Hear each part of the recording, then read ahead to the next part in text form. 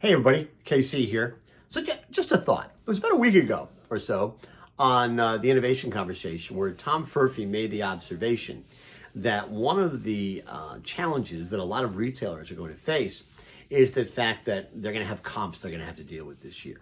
That a lot of them are going to maybe looking to cut back on expenses because they're going to be dealing with the reality that 2020 sales were way up and profits were up.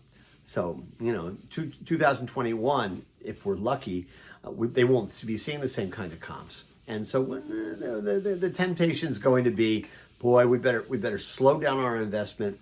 We better make some cuts in terms of our expenses because we got to make our numbers look as good as we can. And by the way, Tom said this could be a real mistake. This is the time to invest, not to back off. But it occurred to me when I thought about that, that this is actually potentially good news for independent retailers, right? Because it's only the public companies that have to deal with those issues, right? Public companies have to worry about what the stock market thinks.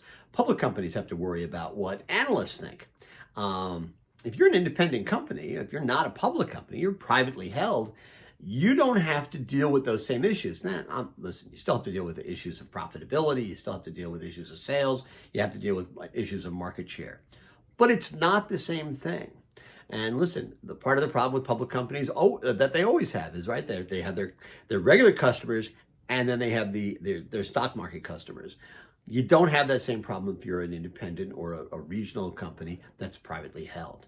So this is a great time for those companies to say, hey, listen, we're going to continue to invest. We're going to continue to put money into the business. We're going to continue to innovate, and we are going to try and build market share and think long-term about this business, not short-term. Now, I'm not saying that if you're privately held, you have all the advantages over publicly held companies, right?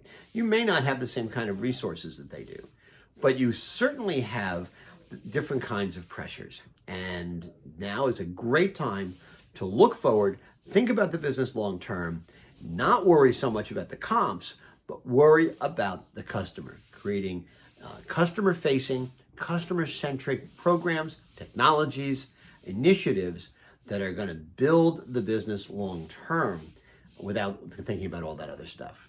Just a thought. That's what's on my mind this morning. And as always, I want to hear what's on your mind.